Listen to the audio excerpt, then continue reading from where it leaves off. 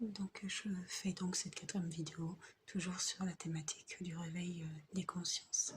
Et je voudrais dire justement à ces femmes qui vivent dans ce quotidien malsain et pernicieux qu'il est possible de se sortir de ce type de situation, et notamment via les associations d'aide aux victimes, mais qu'il est important qu'elles puissent se distancier du regard de la société. Elles ne sont pas en tort sur les violences qui sont faites.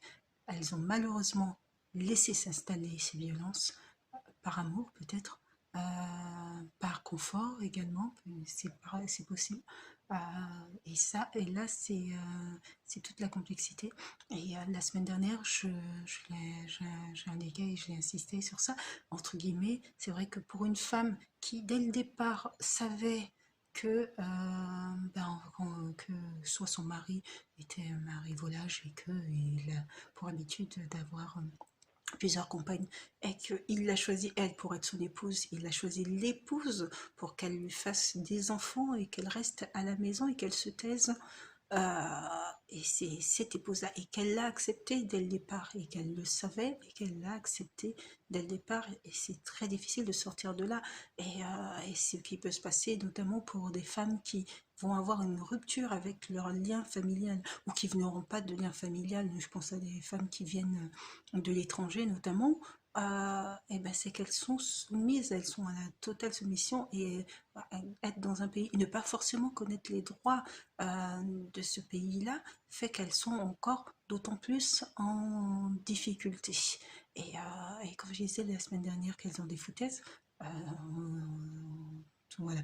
C'était dans ce sens où les hommes peuvent estimer qu'en fait ils ont tout donné à leur femme, qu'elle ne travaille pas, qu'elle ne fait rien, et que tout ce qu'ils lui demandent, c'est que lui il puisse aller voir ailleurs, et qu'elle n'a que elle n'a qu'à se taire, tout simplement.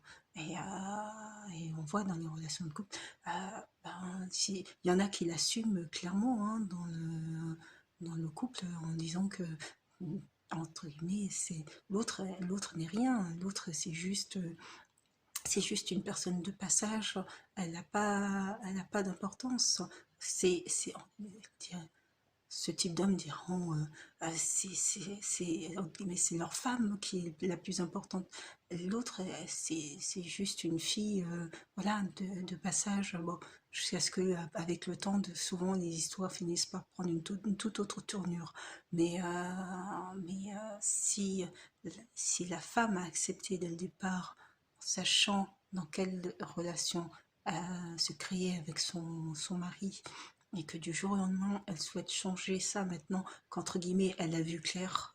Quand je dis elle a vu clair, c'est dans le sens où elle a vu qu'elle pouvait obtenir des droits sociaux qui pouvaient la mettre à l'aise, autre son mari, et qu'elle veut du jour au lendemain changer et abandonner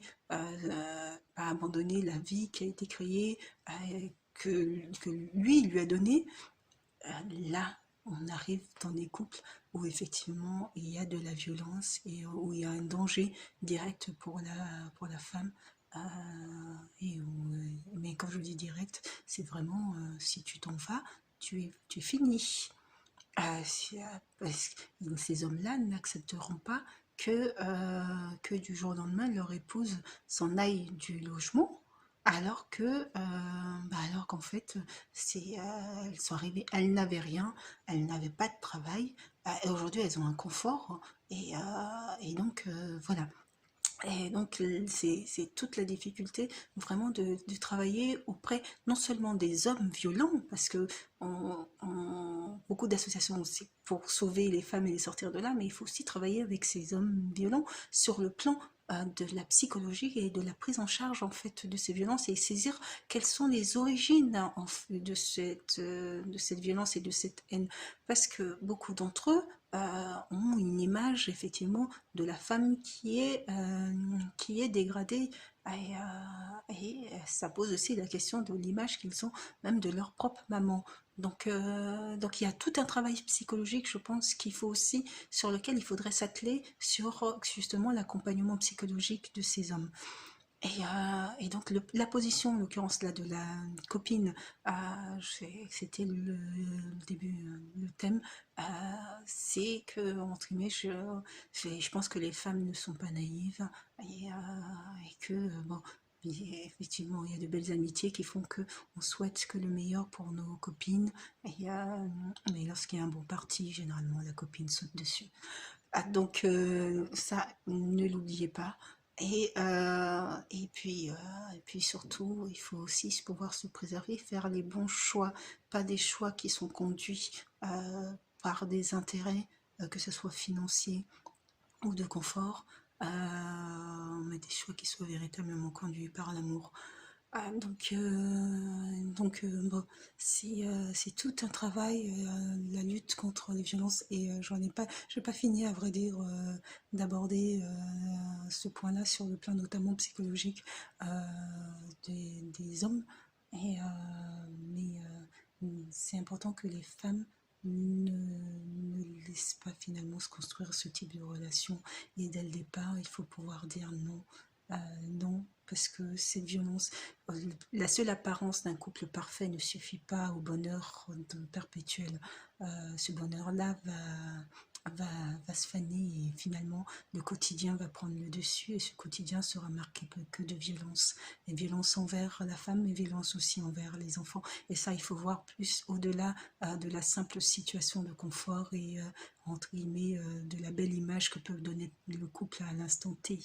Et beaucoup de femmes, je pense, ne sont pas dans ça, sont surtout dans le fait que, bah tiens, il a une bonne situation, il a un confort, il apporte un certain confort, il s'occupe bien d'elle, et puis aussi le sexe aussi qui rentre en ligne de compte, et comme elles sont satisfaites sur le plan sexuel, ce sexe qui au départ se passe bien va finir par se dégrader autre.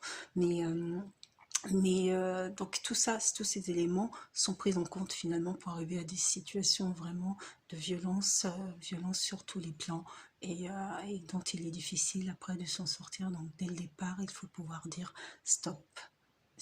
Voilà. Sinon, ben, je vous souhaite de passer une très bon week-end, hein, et puis je vous dis à bientôt. Au revoir.